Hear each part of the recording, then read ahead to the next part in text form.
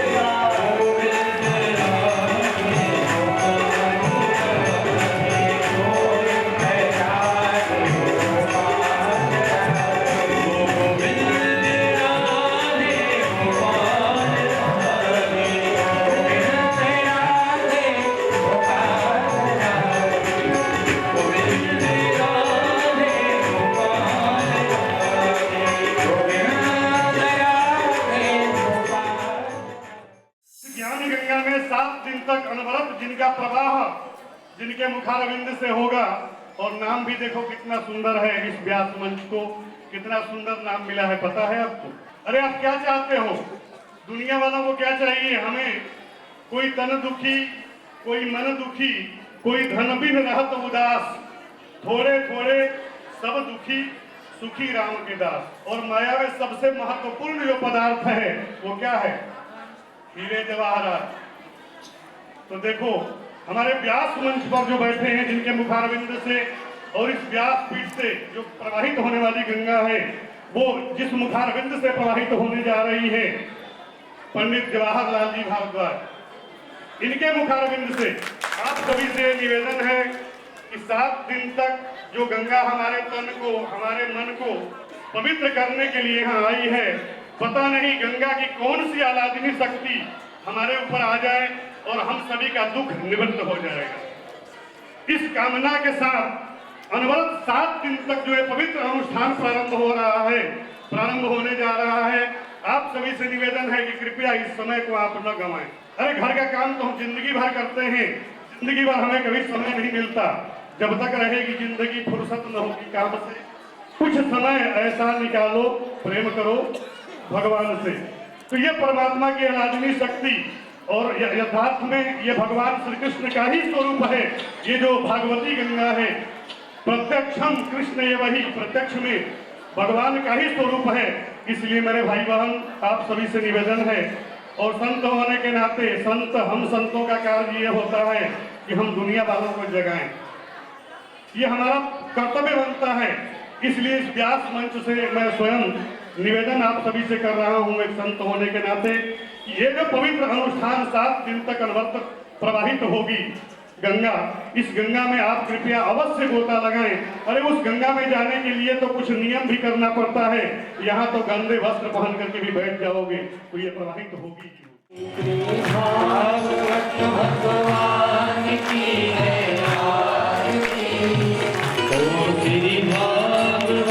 भगवान की है आरती, पापियों को आपसे है तारती। भागवत भगवान की है आरती, पापियों को आपसे है तारती। हमारी गलती मुक्ति मूर्ति पंचम में निराला,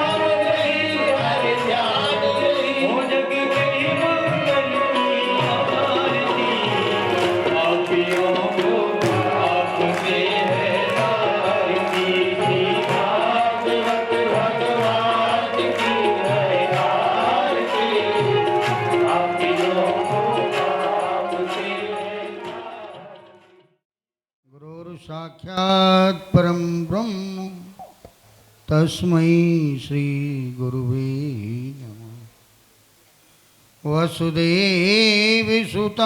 देवं कंसचाणूरमर्दनं देवकी परमानन्दं कृष्णं वन्दे।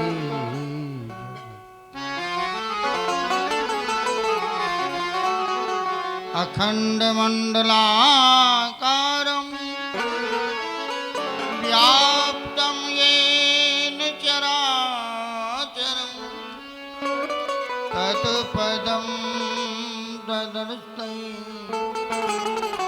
तस्मै श्री गुरुवे नमः। राधावीरी स्वामी मैं राधे जन्म जन्मादि जियो श्री वृंदावन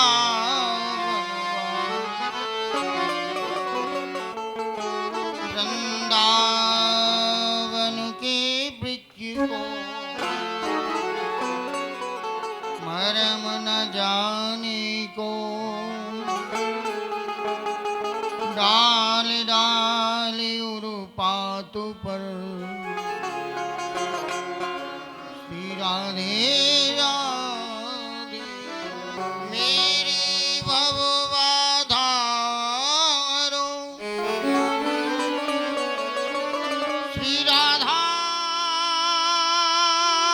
नागर सोई यातन की झाई पड़तो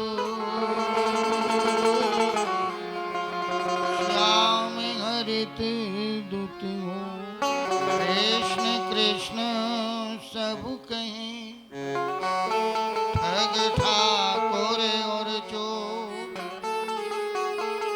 बिना प्रेम रीझे नहीं मेरु नटवर नंद किशोर सब द्वारन को छोड़ के राधे मैं आई तेरे द्वार श्री ब्रजभान की लाडली तू मेरी ओर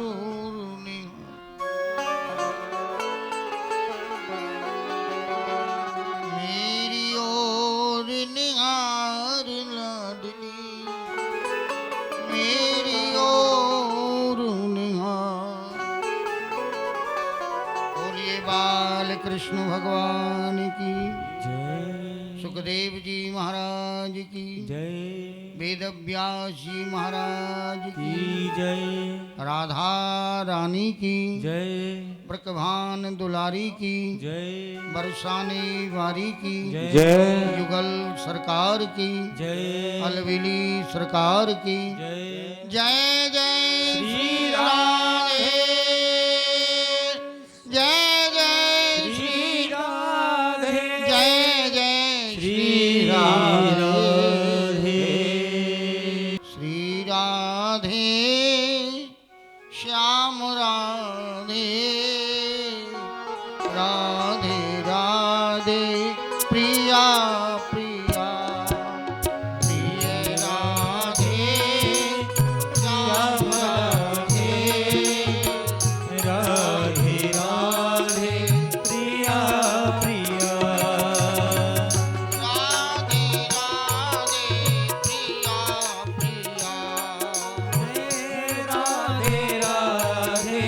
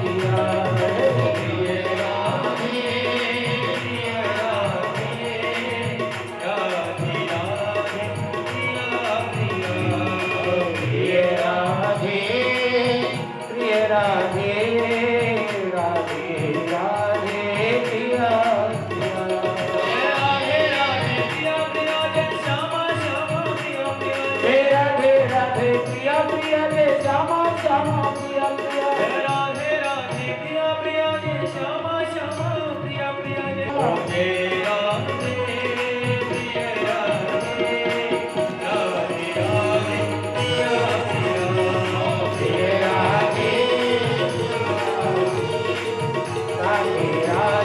प्रिया प्रिया राधे प्रिया प्रिया राधे राधे प्रिया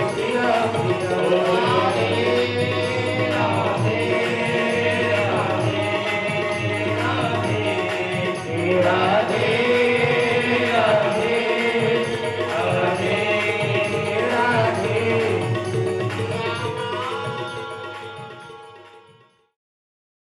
पीताम्बरधारी श्री बालकृष्ण लाल की वांगमयी प्रतिमूर्ति श्री मद्भागवत महापुराण भाग्योदेन बहुजन्म समर्चतेन। जब हमारे कई जन्म के पुण्य एकत्रित होते हैं तब किसी सत्संग का लाभ जीवन में मनुष्य को प्राप्त होता है। सच्चिदानंद रूपाय विश्वोत्पत्त्यादि हेतवे तापत्रय विनाशाय श्री कृष्णाय वयं नमः।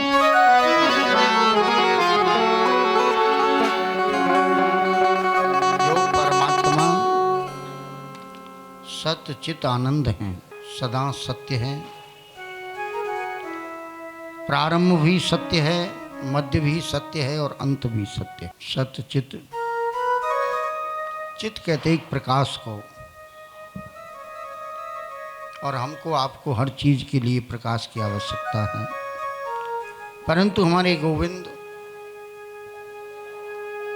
प्रकाशमय हैं, उन्हें किसी प्रकाश की आवश्यकता है ही नहीं। सदा सत्य हैं, यदि कोई सत्य है तो परमात्मा है। सत्यम परम धीमहि। चित्त यदि प्रकाशमय है तो गोविंद है, जिनको कभी किसी प्रकाश की आवश्यकता नहीं है। हमको और आपको तो अभी थोड़ी देर में अंधेरा, तो प्रकाश की आवश्यकता है। हर काम में प्रकाश की आवश्यकता है, परंतु मेरे गोविंद तो प्रकाशमय हैं। संसार का प्रकाश गोविंद है और एक है आनंद। मेरी माता बहन भाइयों, आनंद जो है वो कोई बाहर की चीज नहीं है। आनंद अंदर की एक अनुभूति है। आनंद की अनुभूति कहाँ होती है? अंदर आत्मा से, हृदय में आनंद की अनुभूति होती है। इसलिए हमारे जो गोविंद हैं, गोपाल हैं, बाल कृष्ण लाल हैं, वो सदा ही सच्चिदानंद हैं। सच्चिदानंद रूपाय। ऐसे परमात्मा के जो सच्चित आनंद हैं, ऐसे स्वरूप को, ऐसी मूर्ति को, जो कि यदि कभी अवतरित होते हैं, किसके लिए? विश्व के लिए, हमारे लिए। यदि उनका कोई हित है प्रकट होने का, केवल विश्व है, हम और आप। ऐसे गोविंद ताप त्रय विनाशा है। 3 प्रकार के ताप हैं संसार में। दैहिक, दैविक, भौतिक तापा। राम राज काहू नहीं व्यापा।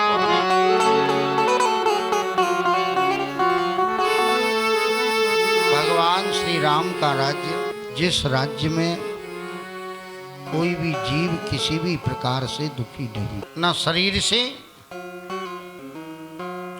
ना किसी प्रकोप से, और ना धन दौलत से। दैहिक शरीर है। आज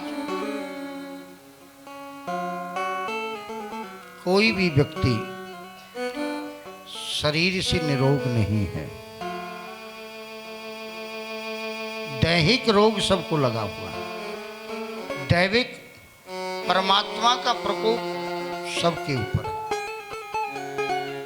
अब आप देख रहे हो कभी कभी कैसा भूचाल आ रहा है, कभी कुछ हो रहा है, कभी ये हमारे सतयुग में कभी नहीं था। देवता का कभी प्रकोप सतयुग में नहीं था। सतयुग का एक नाम है कृत युग। कृत युग था सतयुग। कैसा युग था? कृत।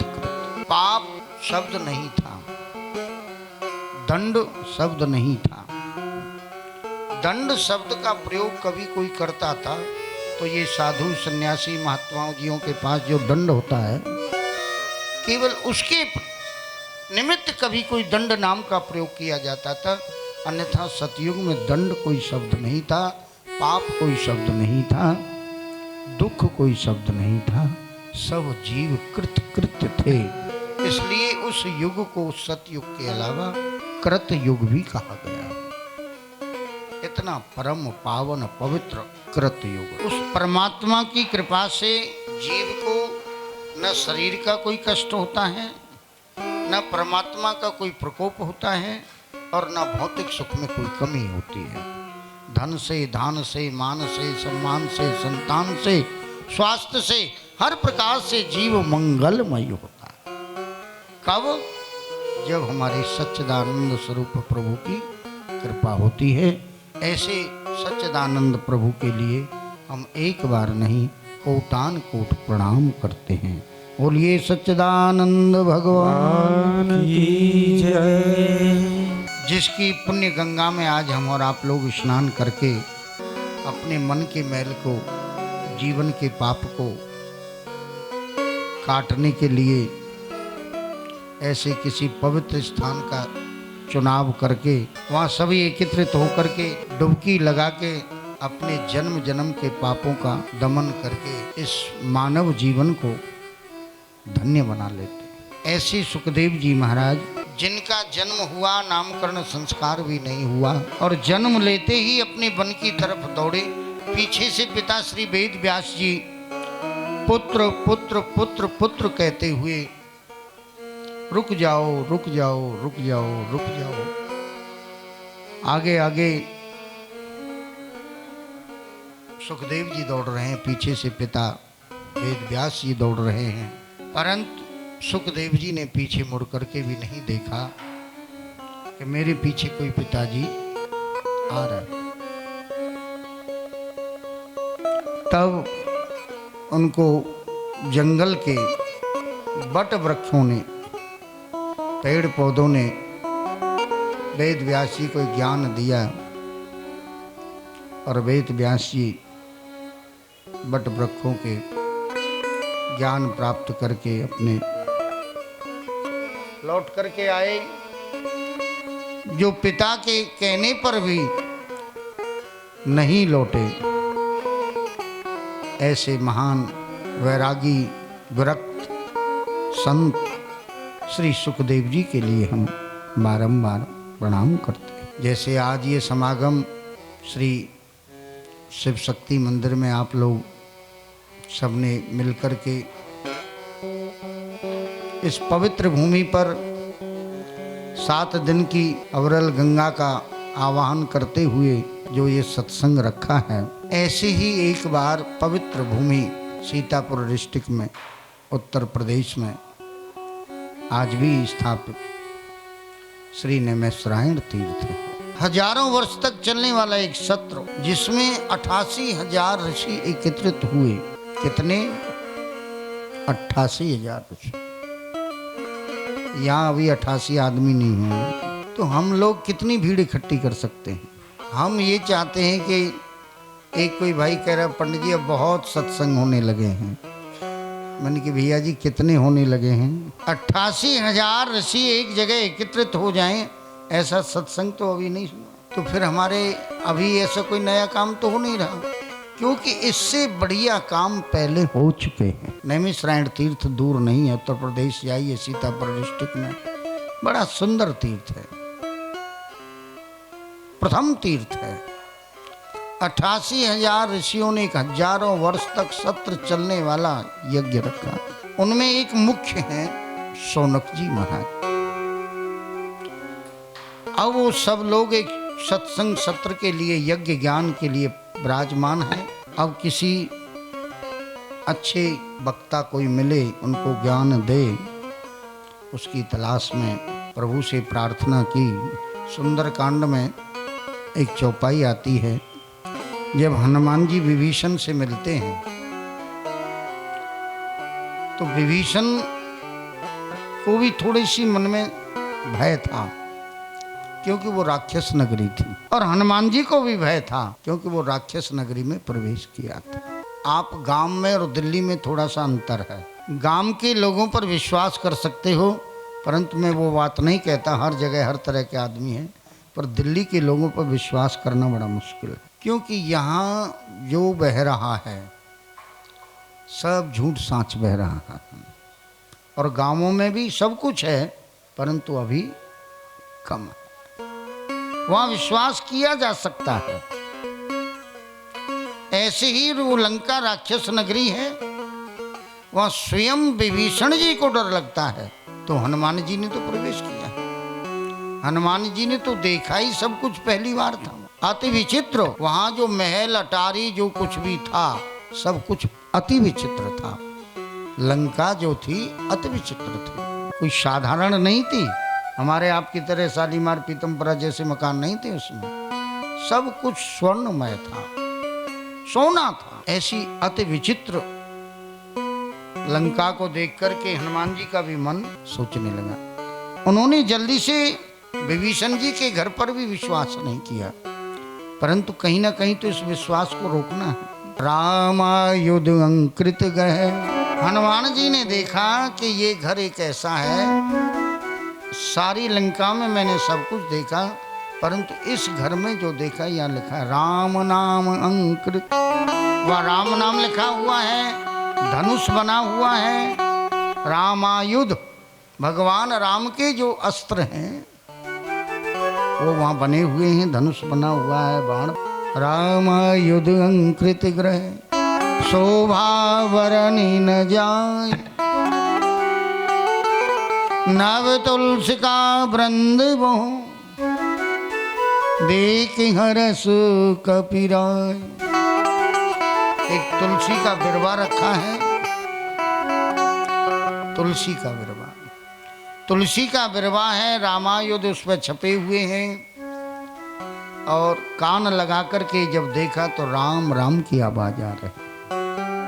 हनुमान जी ने मन में विचार किया कि राम भक्त से मिलने में कोई, क्योंकि एक और बात होती ना, जब आदमी हर प्रकार से सबल होता है या किसी सबल की सपोर्ट होती है तो उसके मन में किसी प्रकार का भय नहीं होता।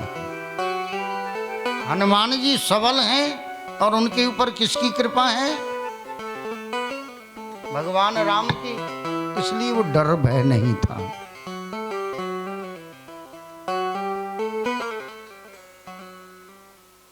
यदि राम कृपा नहीं होती तो मेरी माता बहन भाइयों निश्चित था कि एक हनुमान नहीं 100 हनुमान भी मिलकर के उस समुद्र को पार नहीं कर सकते थे। यदि कृष्ण कृपा नहीं होती तो एक अर्जुन नहीं 1000 अर्जुन मिलकर के भी महाभारत को नहीं जीत पा सकते थे, क्योंकि कौरवों के पास भी अर्जुनों की कमी नहीं थी। अर्जुन से बलवान द्रोणाचार्य थे, कृपाचार्य थे, भीष्म था, कर्ण था, शल्भ था, जयद्रथ था, जरासंध था, कौन नहीं था उनके पास। पर उनके पास एक कन्हैया नहीं था, सब कुछ होता। और पांडवों के पास एक कृष्ण था, बस यही महाभारत जीत गया। हनुमान जी के पास राम है, इसलिए उनको किसी भी प्रकार का भय नहीं है, और उन्होंने विभीषण से मिलना अच्छा समझा और विभीषण से मिले। और विभीषण ने एक सुंदर बात कही, अब मोहि भाव भरोस हनुमंता, बिन हरि कृपा मिले नहीं संता। अब मोहि भाव भरोस हनुमंता, बिन हरि कृपा मिले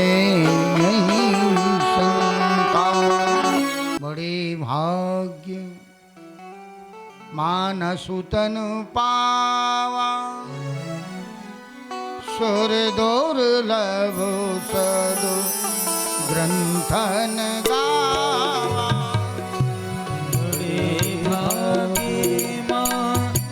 नुसितन पावा सुर दुर्लभ सब ग्रंथन गावा।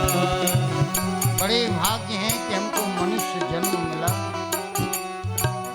जो जन्म देवताओं के लिए दुर्लभ है। यदि कोई किसी की बात को मान जाए तो समझ लेना वो बड़ा भाग्यशाली है कि इसकी बात को किसी ने मान लिया। वो कोई पुण्य आत्मा है, नहीं कोई किसी की बात को मानने को तैयार। विशेष करके कलयुग में, सतयुग और त्रेता में तो सब सबकी मानते ही थे। वहाँ तो मनाने की कोई क्रिया अपनाने की जरूरत ही नहीं थी। वहाँ तो मर्यादा का ही इतना बड़ा पालन था कि वहाँ कोई आदेश और उपदेश करने की आवश्यकता ही नहीं पड़ती। और कलयुग में बड़ा हंसी की बात है कि यदि कोई बेटा किसी बाप की बात को मान रहा है तो समझ लीजिए वो बाप बड़ा भाग्यशाली है। कोई पत्नी किसी पति की बात को मान रही है तो वो पति बड़ा भाग्यशाली है। और कोई शिष्य अपने गुरु की बात को मान रहा है तो वो गुरु बड़ा भाग्यशाली है। सबके मुंह से यही निकल रहा है, पंडित जी बच्चे आजकल किसी की नहीं सुनते। हर पति के मुंह से ये निकलता है जी ठीक है पंडित जी कोई बात नहीं, बीवी जी से बात कर लेता हूँ। बेटा बाप की नहीं मान रहा, बीवी जी के बिना कोई पति जजमेंट लेने को तैयार नहीं है। और शिष्य गुरु को इतना नहीं कि जो मैं कह दूंगा वो मांग कर लेगा। न गुरु शिष्य को विश्वास कर रहा है, न शिष्य गुरु पर विश्वास कर रहा है। स्वार्थवश संसार चल रहा। संसार कैसे चल रहा है?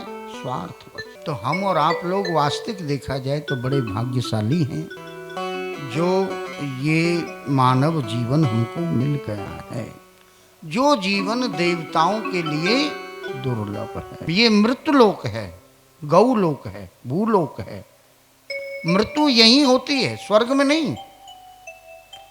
किन्हीं देवताओं की मरण तिथि आपने सुनी कि फलाना देवता उस दिन मर गया था?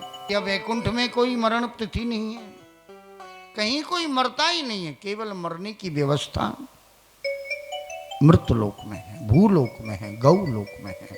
इसीलिए इस लोक का नाम ही मृत्यु लोक। मृत्यु जो देवी हैं वो यहीं पर निवास करती हैं। मृत्यु देवी को और कहीं प्रवेश वर्जित है। तो हम और आप लोग बड़े भाग्यशाली हैं जो हमको मानव जन्म मिल चुका। परंतु एक इसमें बात और है, बड़े भाग्य मानसु तनु पावा सुर दुर्लभ सद ग्रंथन गावा। बिन सतसंग विवेक न होई, राम कृपा बिन सुलभ न सोई। बिना सत्संग के ज्ञान नहीं होगा, विवेक नहीं होगा। बिन सत्संग विवेक न होई, और राम कृपा बिन सुलभ न सोई। धन से, बल से, बुद्धि से, विद्या से, रूप से, रंग से, इन चीजों से कभी जीव का कल्याण नहीं होता है। कल्याण यदि होता है तो ज्ञान से होता है। बिन सत्संग विवेक न होई, राम कृपा बिन सुलभ न सोई। बिना हरि की कृपा के संत नहीं मिलेंगे, और संत के बिना सत्संग नहीं होगा, और सत्संग नहीं होगा तो ज्ञान नहीं होगा, और ज्ञान नहीं होगा तो भगवान की प्राप्ति बड़ी मुश्किल हो जाए। इसलिए मेरी माता बहन भाइयों, हमको इस जीवन का कल्याण करने के लिए, मुक्त करने के लिए, मुख्य देने के लिए, या इस जीवन को सार्थक करने के लिए हमको चाहिए सत्संग। और सत्संग मिलता है किसी सच्चे संत का, और सच्चा संत मिलता है बिना हरि कृपा के नहीं। इसलिए सबसे पहले हरि कृपा हो, फिर संत का मिलन हो, फिर सत्संग हो, फिर जीवन का कल्याण हो। अब सत्संग के लिए जीव 88,000 संत एकत्रित तो हो गए। वो ये ढूंढ रहे हैं कि हमको कोई ऐसा ज्ञानी पुरुष मिले जो हम चाहें सो हमको ज्ञान दे। तो अब भगवान की कृपा हुई। देखिए, जब तक गोविंद की कृपा नहीं होती तब तक ये मन इतना चंचल है। सबको वश में किया जा सकता है, परंतु इस मन को वश में करना बड़ा मुश्किल है। एक भजन हमारे ब्रजवासी गाते हैं, ये मन बड़ा चंचल है, से तेरा भजन करूं। ये मन बड़ा चंचल है, कैसे तेरा भजन करूं। ये मन बड़ा चंचल है, कैसे तेरा भजन करूं। जितना इसे समझाओ, वो जितना इसे समझाओ, उतना ही मचल जाए राधे तेरे चरणों की, ओ श्यामा तेरे चरणों की। और ये धूल जो मिल जाए राधे तेरे चरणों की, श्यामा तेरे चरणों की। हो चाहे जितनी सजा देना, नजरों से गिराना, चाहे जितनी सजा देना, नजरों से जो गिर जाए, ओ नजरों से जो गिर जाए, उसे गले संभल पाए राधे तेरे चरणों की, श्यामा तेरे चरणों की। उलझ धूल जो मिल जाए राधे तेरे चरणों की। हो बड़ी बड़ी चट्टान जैसी आपत्ति भी धूल बन जाती है जब कृपा गोविंद की हो। सीता जी ने कहा, रे हनुमान, तू छोटा सा हनुमान, तू उन राक्षसों से कैसे लड़ेगा, कैसे क्या करेगा। विश्वास संसार में बहुत बड़ी चीज है। हनुमान जी ने कहा, माता जी, एक बार आपकी आज्ञा हो, आदेश हो, फिर थोड़ी देर के बाद शाम को सुनना क्या हुआ है। लंका से जब आवाज आए तो सुनना इस बांदर ने क्या कर दिया है। माता जी, आप एक बार आज्ञा तो करो, क्योंकि मेरे ऊपर राम कृपा। तो जैसे ही 88,000 संतों का सत्संग चल रहा है नैमिषारण्य तीर्थ में, उसी समय उनके मध्य में सूत जी महाराज, बोलिए सूत जी महाराज की।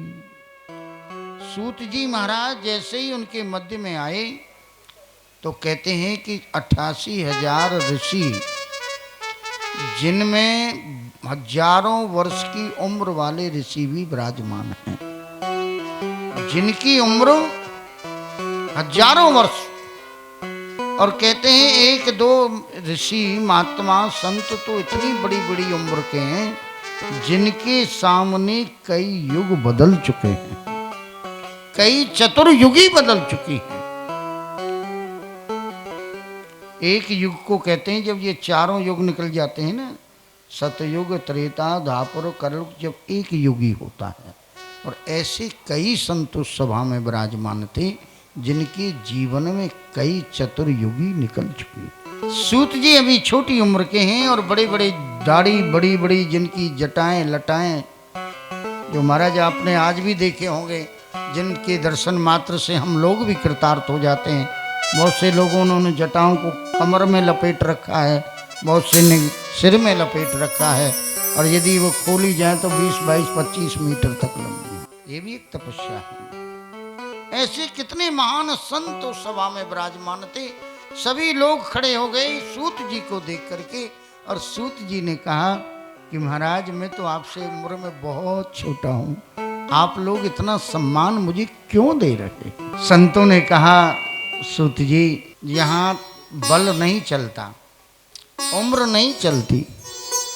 हर जगह उम्र की बात नहीं होती, हर जगह ताकत की बात नहीं होती, हर जगह विद्या की बात नहीं होती, धन की बात नहीं होती। कोई धन में बड़ा है, कोई बल में बड़ा है, कोई बुद्धि में बड़ा है, कोई रूप में बड़ा है। यहाँ तो एक से एक सब बड़े हैं। भाई इस समाज में भी कोई धनवान है, धनवान जरा काला कलूटा है, वो रूपवान है, वो अपने अपमान में है। यदि रूपवान अपने अपमान में है पर है गंवार, घरों में बर्तन साफ हो रहे हैं, इतने चिकने चिकने बच्चे, और जब पोंछा लगाते हैं उधो कर्मन की गतियां बुरी सी सूरत राज करे और मलूक सी सूरत बने भिकारी। उधो कर्मन की गतुल्या। बड़े सुंदर सुंदर बालक क्या है, कोई रूप का अभिमान है, कोई धन का अभिमान है, किसी को विद्या का अभिमान है। भाई हम बहुत विद्वान हैं। ब्राह्मणों को ज़्यादातर जो ज़्यादा पढ़े लिखे विद्वान ब्राह्मण होते हैं ना, उनकी गति कम होती है, अभिमान की गति कम होती है। आप याद रखना। इसीलिए जीवन में किसी भी प्रकार का अभिमान मत करना, चाहे विद्या का हो, चाहे बुद्धि का हो, चाहे रूप का हो, चाहे, और अभिमान होते भी ये दो चार प्रकार के ही हैं, ज्यादा नहीं होते। या तो रूप का अभिमान, या गुण का अभिमान, या धन का अभिमान, या पद का अभिमान। ये दो चार ही ज्यादा परेशान करते हैं। वो कहते ना अभिमान में तीन गए, अभिमान में तीन गए, दुर्योधन रावण कंस। ये तीनों मतलब टॉप अभिमान थे। दुर्योधन में कम अभिमान नहीं था, वो द्वापर का घमंडी था। कंस में भी और रावण में भी अभिमान में तीन गए, रावण दुर्योधन कंस। और ऐसे गए नाम लेवा न पानी दे। 100 भाई थे, दुर्योधन सबसे बड़ा भाई था, जिसका नाम दुर्योधन नहीं था मेरी माता बहनों, जिसका नाम सुयोधन था। दुर्योधन कहते हैं बुरे धन को, और सुयोधन कहते हैं अच्छे धन को। तो अपने बेटे का नाम कोई दुर्योधन क्यों रखेगा? नाम उसका सुयोधन था, पर कर्म से उसका नाम दुर्योधन हो गया। कहीं अच्छी जगह पे कोई उसके पढ़ने वाले स्कूल का रजिस्टर मिल जाए तो उसमें पढ़ना, उसका नाम दुर्योधन नहीं है, वहाँ सुयोधन है। रावण राक्षस नहीं है, रावण तो पुलस्त ऋषि की संतान है, पुलस्त ऋषि का वंश है। रावण तो ऋषियों का वंश है, पर रावण को राक्षस कह देते हैं, जला देते हैं। वैसे तो ब्राह्मण का सम्मान करते हैं और वह ब्राह्मण में आग लगा देते। रावण ने ही कोई ऐसा काम किया कि उसको जलाया जाए, कंस ने ऐसा काम नहीं किया जो उसको जलाया जाए। रावण ने तो माता रानी का हरण किया है, उसने तो बच्चों की हत्याएं की हैं, और वो भी कृष्ण के भाई भी होंगे। पर कंस को कोई नहीं जलाता, रावण को सब जला देते। कंस तो ब्राह्मण भी नहीं है, कंस क्षत्रिय है, रावण ब्राह्मण। कर्म से आदमी की वर्ण बदल जाता है, देवता राक्षस बन जाते हैं और राक्षस देवता बन जाते हैं।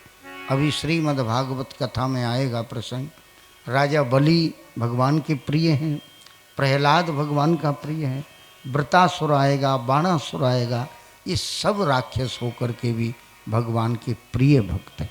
अच्छे वर्ण में जन्म लेकर के अभी धुंधकारी की कथा आएगी, ब्राह्मण बालक होकर के भी उसको मोक्ष नहीं मिलता। कर्म प्रधान विश्व कर राखा, जो जस करहि तस फल पावा।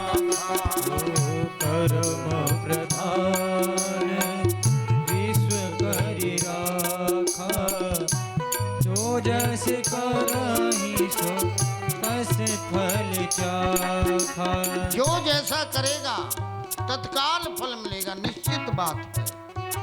ये बात समझ लीजिए कि परमात्मा के यहाँ देर है, अंधेर नहीं। देर जरूर है, अंधेर नहीं। और एक परमात्मा का ही घर है जहाँ धर्म की तराजू लगी हुई है, जहाँ दूध का दूध और पानी का पानी होता है। हिंदुस्तान में, भारतवर्ष में अब दूध का दूध और पानी का मतलब अलग अलग करने वाली सब मशीनें फेल हो चुकी हैं, सब मशीन गड़बड़ झाला हो गई हैं। अब आप समझ रहे होंगे, इसने सबको बिगाड़ दिया है, न्याय तक को खरीद लिया है। इसलिए एक यदि कोई दूध का दूध और पानी का पानी करने वाला है तो मेरा गोविंद है, जिसको कोई सजा नहीं दे पाता। आज भी लोग आप देख रहे हैं कहीं ना कहीं से कुछ ना कुछ करके बड़ी बड़ी अपराधों से माफ़ हो रहे हैं, परंतु वो माफ़ नहीं हो रहे, वो तो किसी की सिफारिश से माफ़ हो रहे हैं, किसी राज्य की सिफारिश से माफ़ हो रहे हैं। और जो उनको माफ़ कर रहे हैं, जो माफ़ करा रहे हैं, वो सदा नहीं रहेंगे, सदा ना रहा, सदा ना रहेगा। जमाना किसी का और नहीं चाहिए दिल दुखाना। दुर्योधन तो खुद राजा था, रावण खुद राजा था, कंस खुद राजा था। उनको तो किसी की आवश्यकता ही नहीं थी कि हमारी कोई सपोर्ट करे। वो तो खुद आदेश करते थे, आदेश का पालन कराते थे। परंतु मेरी माता बहन भाइयों, जब वो नहीं बच पाए, देर तो उनमें भी लगी, देर वहाँ भी लगी। कृष्ण को बड़ा होने में 11 साल कुछ महीना लग गए, और जन्म होते तो मार नहीं देता। सीता जी का हरण होने के बाद भी तुरंत सीता का मिलन नहीं हुआ, ढूंढने में काफ़ी समय लग गया। दुर्योधन को भी काफ़ी समय लग गया, बेचारे 12 वर्ष तक वन में भटके। एक साल अज्ञातवास रहे, कभी जल में डाल दिया, कभी जहर के लड्डू खिला दिए। दुनिया भर के काम दुर्योधन ने करे, तो उसमें भी 10, 15, 20 साल का टाइम लगा होगा। अंत तो बुरा हुआ, पर बाद में समय लगा, परंतु भगवान ने दूध का दूध और पानी का पानी का। और एक मेरे गोविंद की और नीति है मेरी माता बहन भाइयों, ध्यान से सुन लेना। इसलिए जीवन में बोलना तो संभल के बोलना, और कुछ करना तो संभल के करना। वो बोलियों के वचन पर बहुत ध्यान रखता है। कंस को वैसे ही मारा जैसे कंस ने देवकी को बाल पकड़, न जाने कौन सा कैमरा है, कौन सा उसका सैटेलाइट लगी हुई है जो फोटो खींच लेती है। और कंस को कहा, बाल पकड़ करके खींचा, कंस चिल्लाया, कृष्ण बहुत दर्द होता है। बोले पता लगा तूने देवकी के बाल खींचे, और वो अबला रो रही थी, पर दुष्ट तुझे दया नहीं आ रही। दुर्योधन की उसी जंगा को तोड़ा परमात्मा ने, भीम से तुड़वाया, जिस जंगा पर बैठने के लिए उसने द्रौपदी को इशारा किया था कि मेरी इस जंगा पर द्रौपदी को बैठाओ, उसी जंगा को तोड़ा। कितना ख्याल रखता है। जरूरी है, प्रसंग चल रहा था, कोई बुद्धि में बड़ा होता है, कोई ज्ञान में बड़ा होता है, कोई उम्र में बड़ा होता है। तो सभी 88,000 संतों ने सूत जी से कहा, सूत जी हम उम्र में बड़े हैं, परंतु आप हमसे ज्ञान में बड़े हो। सूत जी को उच्च सिंहासन पर बिठाया और सभी ने उनका स्वागत किया, सत्कार किया, पूजन किया सिंहासन पर बिठा करके, और उनसे एक प्रश्न किया। शौनक जी ने कहा, सूत जी महाराज, हम सब लोग यहाँ जो एकत्रित हुए हैं, उन सब के मन में एक शंका है। उस शंका के लिए आप हमको उपदेश करें कि भगवत प्राप्ति का सुगम और सरल और सबसे सुंदर साधन क्या है। वैसे तो अनेक साधन हैं, परंतु सगम सरल थोड़े से समय में। सत्यनारायण की कथा आपने सुनी होगी ना, वहाँ भी नारद जी का प्रसंग है, और इस श्रीमद् भागवत में भी नारद जी का ही प्रश्न। सूत जी ने कहा, संतो आपने बड़ा सुंदर प्रश्न किया है, और ये प्रश्न आपने अपने लिए नहीं बल्कि संसार की भलाई के लिए किया है। और संसार की भलाई के साथ साथ आने वाले कलयुग में जो अज्ञानी जीव होंगे उनको कृतार्थ करने के लिए, उनका कल्याण करने के लिए आपने बहुत सुंदर प्रश्न किया है। और आपके आग्रह पर मैं भी इतना सुंदर उपदेश करूँगा, जिस उपदेश को नारद जी ने संसार के लोगों को सुनाया।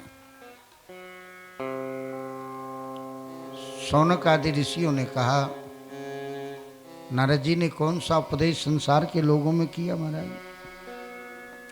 तो सूत जी कहते हैं, संतो सुनो। सुखदेव जी महाराज ने राजा परीक्षित को श्रीमद् भागवत की कथा सुनाई थी। क्या सुनाई थी? श्रीमद् भागवत कथा। सुखदेव जी ने परीक्षित जी को श्रीमद् भागवत कथा सुनाई। जब सुखदेव जी श्रीमद् भागवत कथा परीक्षित जी को सुना रहे थे शुक्रताल में, गंगा के किनारे। आप कार्तिक के महीने में जाते हो ना हरिद्वार गंगा स्नान करने, कभी शुक्रताल भी जाया करो। शुक्रताल जहाँ बताते हैं आज भी वो बट वृक्ष है। मैं एक बार गया था, बहुत सुंदर स्थान है शुक्रताल,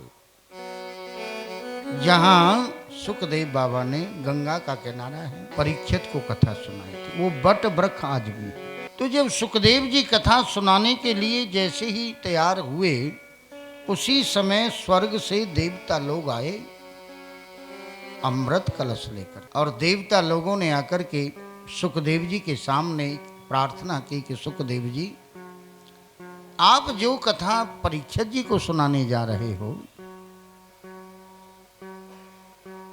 वो कथा आप हमको सुना दीजिए, क्योंकि आप जो कथा परीक्षित को सुनाने जा रहे हो या सुनाओगे, उस कथा से परीक्षित को मुक्ति मिलेगी। वो अमृतमयी कथा है, पिबत भागवतम रसमालय। और ये परीक्षित जी को डर है कि मेरी अकाल मृत्यु होगी, सर्प डसेगा तो मेरा कभी मुक्त नहीं होगा, मुझे प्रेत योनि में न जाने कब तक भटकना पड़े। इस बात का डर है परीक्षित जी को, इसलिए हम स्वर्ग से आए हैं, अमृत साथ में लाए हैं। आप इस अमृत को परीक्षित को पिला दीजिए, परीक्षित कभी मरेगा ही नहीं, सदा सदा के लिए अमर हो जाएगा। और इसके बदले आप हमको श्रीमद् भागवत की कथा सुना दीजिए। सक्सेना जी, देवता लोग आए हैं स्वर्ग से ये कथा सुनने के लिए, और आप आए हो आधा किलोमीटर चित्रकूट से, और कैलेंडर पे लिखवा दिया चित्राकूट, कार्ड पे लिखवा दिया चित्राकूट। तो बार बार समझाना पड़ता है लोगों को कि चित्रकूट जाना, चित्राकूट में चले जाना। चलो फिर भी अच्छी जगह में रहे, चित्रकूट में नाम भी लेते होंगे सुबह शाम, तो जीव का कल्याण तो है। चित्रकूट भी धाम है, नाम लेने से ही कल्याण है। आप चित्रकूट धाम से सुबह सुबह यात्रा आई, और देवता लोग स्वर्ग लोक से आए हैं श्रीमद् भागवत की कथा श्रवण पान करने के लिए। और देवताओं ने सुखदेव जी के सामने ये प्रश्न रख दिया कि आप इनको अमृत पिला दो और हमको श्रीमद् भागवत का पान करा दो। जबकि भागवत कथा सुनने के लिए है, पीने के लिए नहीं। कथा का श्रवण किया जाता है कानों से, पान नहीं किया जाता। पान चीज है पीने वाली। अभी आप लोग जो कर रहे हो, श्रवण ही तो कर रहे हो। पिबत भागवतम रसमाला। तो सुखदेव जी ने देवताओं से कहा कि देवताओं, मैं तो यहाँ सुनाने के लिए सिंहासन पर विराजमान हूँ, इस बात के लिए आप राजा परीक्षित से पूछ लीजिएगा वो अमृत पीना चाहते हैं या श्रीमद् भागवत की कथा सुनना चाहते हैं। ये बात आप परीक्षित जी से बात करें। परीक्षित जी से कहा सुखदेव जी ने कि परीक्षित जी, आप ये अमृत पीना चाहते हो या मेरे मुखारविंद से श्रीमद् भागवत कथा का रसपान करना चाहते हो? एक बात बता दूं, अति विचित्र भगवंत गति। इस भगवान की गति को आज तक किसी ने नहीं जाना। माँ यशोदा ने भी नहीं जान पाई, कौशल्या नहीं जान पाई, देवकी और वसुदेव नहीं जान पाए, नंद बाबा नहीं जान पाए, और महाराज दशरथ नहीं जान पाए, मनु महाराज नहीं जान पाए, शतरूपा नहीं जान पाए। इस गोविंद की लीला को लक्ष्मी ने भी नहीं जाना। एक कोई यदि महापुण्य आत्मा, पुण्य हमारी राधा रानी ठकुरानी रही, जो उसको उंगली पे नचाया है। हमारी राधा रानी दमदार है। ठाकुर को नचाने की, ठाकुर को यदि अपने वश में किया है तो कौन है? राधा। मेरी करुणामयी सरकार मिला दो ठाकुर से एक बार, कृपा कर भान दुलारी, श्री राधे बरसाने वाली, ओ कृपा कर भाने दुलारी, श्री राधे बरसाने वाली। ओ मेरी करुणामयी सरकार मिला दो ठाकुर से एक बार, कृपा कर भाने दुलारी, श्री राधे बरसाने वाली। ओ कृपा कर भान दुलारी, वारी, कृपा कर भाने दुलारी, श्री राधे बरसाने वाली।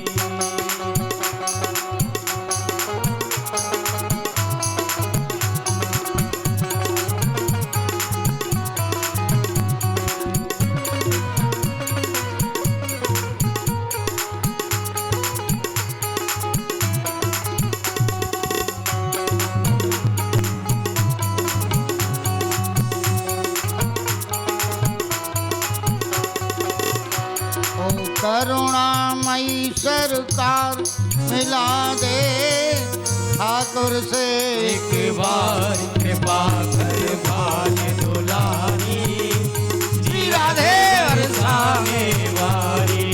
ओ कृपा कर भाने दुलारी, श्री राधे बरसाने वाली। कृपा कर भाने दुलारी, श्री राधे बरसाने वाली। ओ कृपा कर भाने दुलारी, श्री राधे बरसाने वाली। ओ करुणामयी सरकार,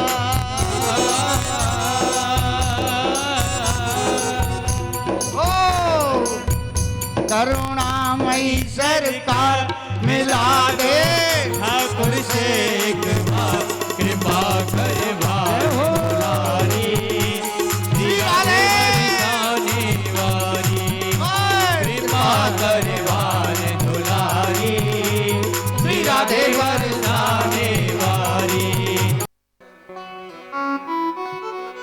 33 करोड़ देवी देवताओं में भी संसार के जितनी भी जीव हैं सब गोविंद के अधीन हैं। जितनी भी चराचर दृष्टि और सृष्टि है, जहाँ तक दृष्टि है और जहाँ तक सृष्टि है, ये सब मेरे गोविंद के अधीन। वटस्य पत्रस्य पुटे शयानम बालम मुकुंदम मनसा स्मरामि।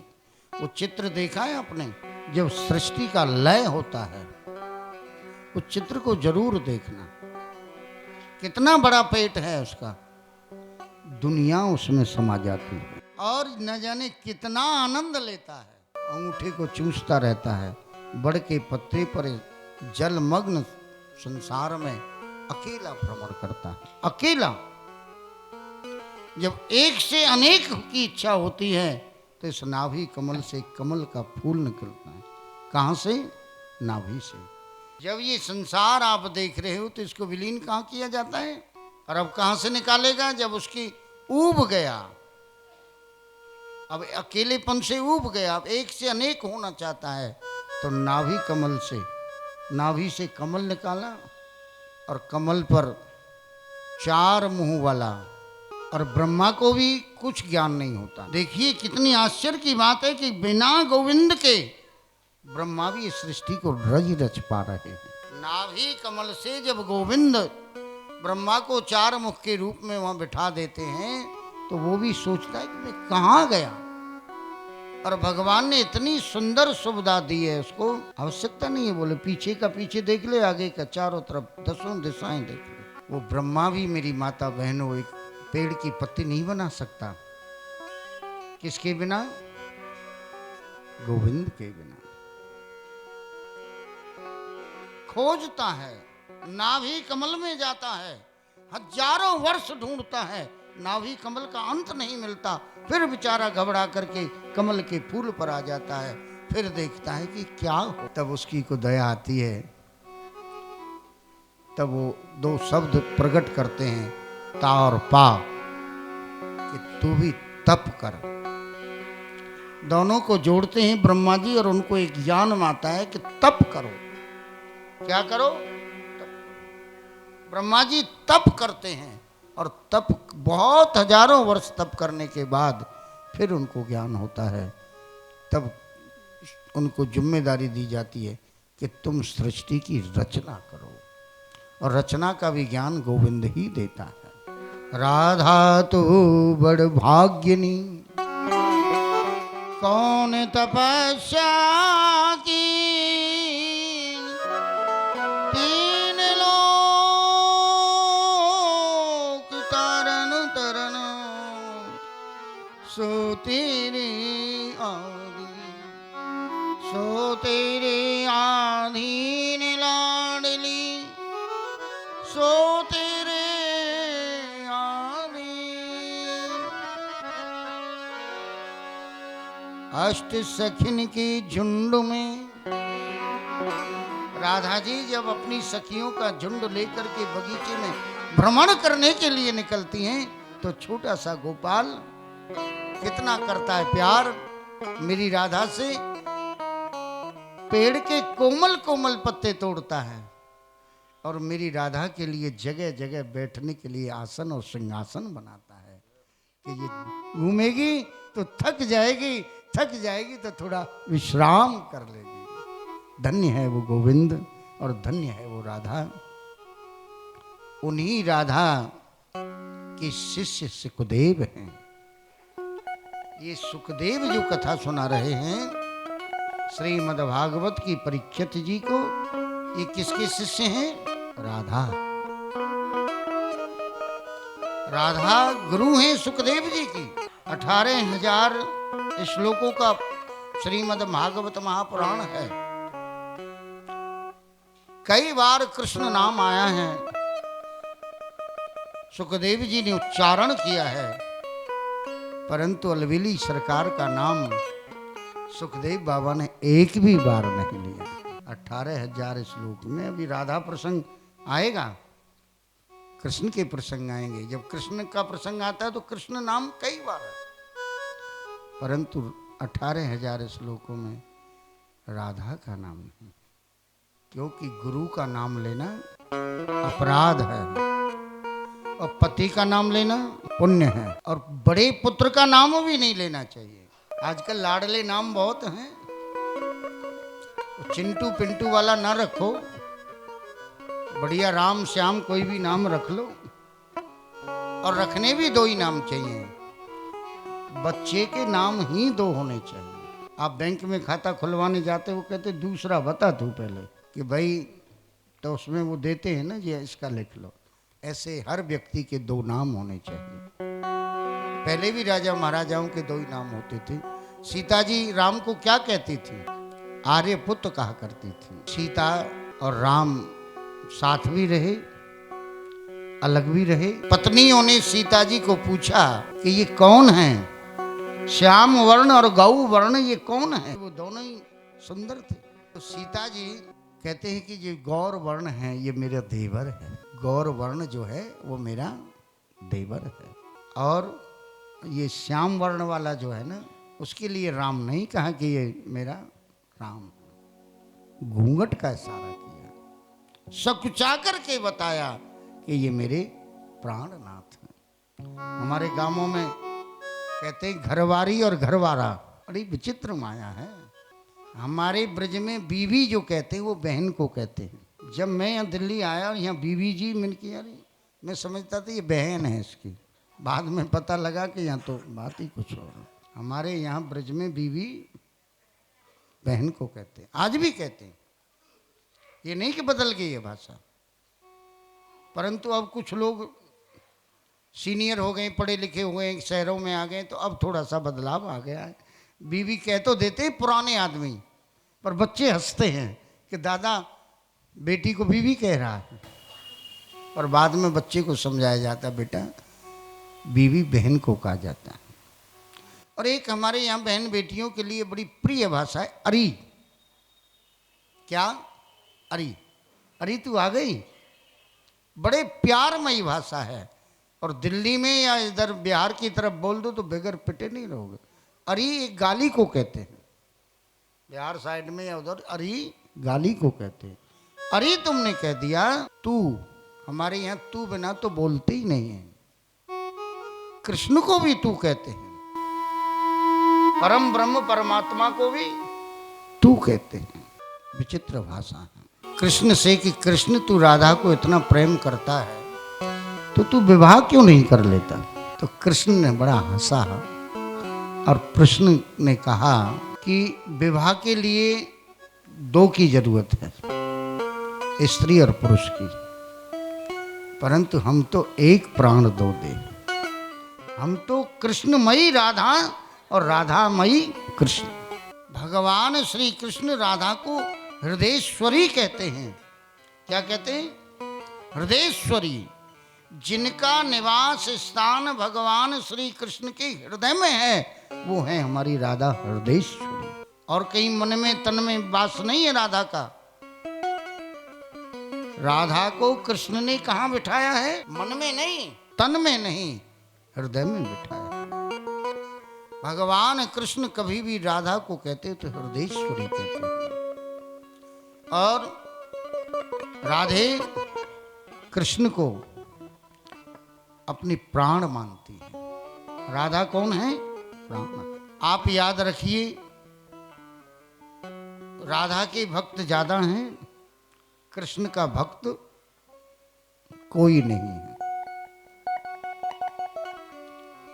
अकेले विष्णु का भक्त आपको मिल जाएगा, कृष्ण भक्त आपको बहुत कम मिलेंगे। राधा के भक्त बहुत मिल जाएंगे, परंतु राधा के उपासक भी जहाँ भी चित्र मिलेगा, मूर्ति मिलेगी, आपको कुछ भी रूप में मिलेगा, परंतु मिलेगा राधा कृष्ण। बापूजी ने एक कथा सुनाई थी कि बापूजी, मुरारी बापूजी बोले, एक भक्त मेरे साथ कहीं ट्रेन में या हवाई जहाज में यात्रा कर रहा था, तो उस भक्त को बहुत देर में पता लगा कि बापूजी हैं, कथा करते हैं। तो उसने कहा बापूजी मैं भी भक्त हूँ भगवान का। बोले बहुत अच्छी बात भैया। बोले बापूजी मैं राम भक्त नहीं हूँ, मैं राधा जी का भक्त। बापूजी ये देखिए मैं हूँ राधा का, परंतु ये कृष्ण मुझे रखना पड़ता है, क्योंकि राधा के बिना ये कृष्ण नहीं रहता, इसलिए मुझे ये रखना पड़ता। हालांकि मैं इसका भक्त नहीं हूँ, मैं भक्त हूँ राधा का, पर राधा के बिना कृष्ण नहीं रहता। राधा और कृष्ण। सुखदेव जी, सुख माने तोता, सुख माने क्या है? तोता। बताइए हमसे तो तोता बढ़िया है जो भगवान की कथा सुना करके जीवन का कृतार्थ कर देता है। जब राधा जी बागों में भ्रमण करती थी तो तोता इस डाली पर उस डाली पर कृष्ण कृष्ण कृष्ण कृष्ण। राधा जी ने एक दिन कहा, रे तोता, राधा राधा रटता था राधा जी के साथ, राधा राधा राधा। तो राधा जी ने कहा तुझे मेरे नाम जपने से कुछ नहीं मिलेगा, तू कृष्ण कृष्ण जपा कर। अब वो कृष्ण के यहाँ पहुंच गया, कृष्ण कृष्ण जपने लगा। कृष्ण ने कहा कि मेरे नाम में तो कुछ भी नहीं है। कृष्ण ने कहा, रे सुखदेव, यदि तू राधा राधा रटेगा तो बेड़ा पार हो। अब बेचारा फिर पहुंच गया वही राधा के बगीचे में, अब वहाँ राधा राधा रटने लगा। एक बात और याद रखिएगा, संत हृदय नवनीत समाना। संतों का हृदय और मेरी माँ भगवती देवियों का हृदय बड़ा कोमल होता है, बहुत ही कोमल। राधा जी को सुखदेव पर दया आई कि मैंने कहा तू कृष्ण कृष्ण जब, तो वहां चला गया। कृष्ण ने कहा कि तू राधा राधा जब, तो यहां आ गया। अब इस पर कृपा होनी चाहिए। राधा जी ने कृष्ण से आग्रह किया, गोविंद ये छोटा सा तोता है, रात दिन कृष्ण कृष्ण जपता है। कृष्ण ने कहा, मैंने तो उसको कहा कि तेरे को कुछ नहीं मिलेगा, तू वहां जा। तो महाराज एक ही बात है, राधा राधा रटता है। अब ये कब तक राधा बाग और कृष्ण बाग में भ्रमण करता रहेगा? आप कहते हो तो राधा बाग में आ जाता है, राधा जी कहती हैं तो कृष्ण बाग चला जाता है। ये बेचारा पक्षी है। तो राधे के मन की बात को कौन जानता है? कृष्ण जानते हैं, और कृष्ण के मन की बात को राधा। राम की मन की बात सीता ने जानी, और सीता के मन की बात राम ने जानी। जानत प्रिया एक मन मोरा, हनुमान जी से संदेश भेजा कि जानत प्रिया, तेरे मन की बात या तो तू जानती है या मैं जानता हूं। यही राधा और कृष्ण के संयोग है, या तो कृष्ण के मन की बात राधा जानती हैं, या राधा के मन की बात कृष्ण जानते हैं। कृष्ण ने माना कि राधा चाहती है कि सुखदेव पर कृपा हो।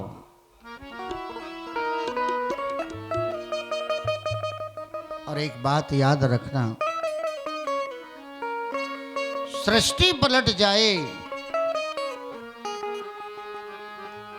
परंतु राधा के मन की बात को कृष्ण नहीं पलट सकता। विशेष करके हम ब्रजवासियों की जो जय जयकार है, ब्रजवासी वल्लभ सदा मेरे प्राणाधार, इनको कबहु न विसारियों, मुहि नंद बाबा किया। भगवान श्री कृष्ण ने बाबा नंद की सौगंध लेकर के कही है कि ब्रजवासी मेरे प्राण है। ब्रजवासी वल्लभ सदा मेरे प्राणाधार। ये किसकी कृपा है?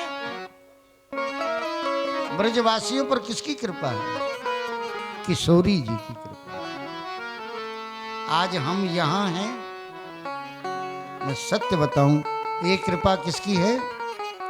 किशोरी जी की है। हमारा तो निवास स्थान ही उसके चरणों में, हमारे मुंह से तो निकलता ही राधा रानी। कोई भी प्रॉब्लम, कभी भी कोई परेशानी आती है तो जैसे अरी माँ निकलता है मुंह से, ऐसे ब्रजवासियों के मुंह से राधा निकलता है। बोल राधा रानी की जय। डाल डाल और पात पर राधे राधे हो, डाल डाल और पात पर राधे राधे हो। वृंदावन के वृक्ष को मरम न जाने को, डाल डाल और पात पर राधे राधे हो। ब्रज की दीवारों पर लिखा है भोली गोपी राधे राधे, भोली गोपी राधे राधे।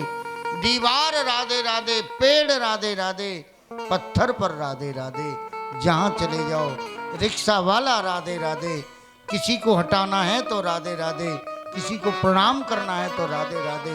न कोई गुड मॉर्निंग, न नो फलानी, कुछ नहीं है वहाँ, तो सब कुछ राधे राधे। खाओ तो राधे, पियो तो राधे, जाओ तो राधे, आओ तो राधे, सब कुछ राधे। यदि भोजन करने बैठते हैं ना हम लोग, तो ब्रजवासी, एक बात बता दूं, ज्यादा विद्वान नहीं होते। वृंदावन में कितने संस्कृत विद्यालय हैं। एमपी के लोग, नेपाल के लोग, कितने विद्यार्थी वहां अध्ययन कर रहे हैं संस्कृत विद्यालयों में, अन्न क्षेत्र में। परंतु ब्रजवासी बालक आपको एक भी नहीं मिलेगा। वो किसकी कृपा में जी रहे हैं? राधे राधे, राधे राधे। क्यों? थाली भर कर लाई रे खींचड़ो, ऊपर जी की बाट की, खाल रे मेरे श्याम धड़ी, खिलावे बेटी जाट। हर थाली भर के लाई खींचड़ो, ऊपर घी की बाट की, जिम मारा श्याम धड़ी, जिमावे बेटी जाट की, जिमावे बेटी जाट की। बाबा मेरो टूर गयो है, ना जाने कब लो आवे। ओ बाबा मारो गाम गयो है, ना जाने कब आवे लो, भूखे भरोसे बैठो रहो तो भूखो ही रह जावे। मारा कानूना गिरधारी, खींचड़ो खा ले रे बनवारी, मारा कानूना गिरधारी, खींचड़ो खा ले रे बनवारी, कर्मा विनती करके हारी, बेटी जाटारी, ओ बेटी जाटारी, ओ बेटी जाटारी, ओ बेटी जाटारी, ओ बेटी जाटारी, ओ बेटी जाटारी। नहीं हो रही कि भाई पंडित जी क्या बोलेंगे, क्या सुनाएंगे, भगवान जाने। आपने सुन रखा है, और जितना गोविंद की कृपा होगी राधा रानी की, उतना खूब दिल खोल के सुना।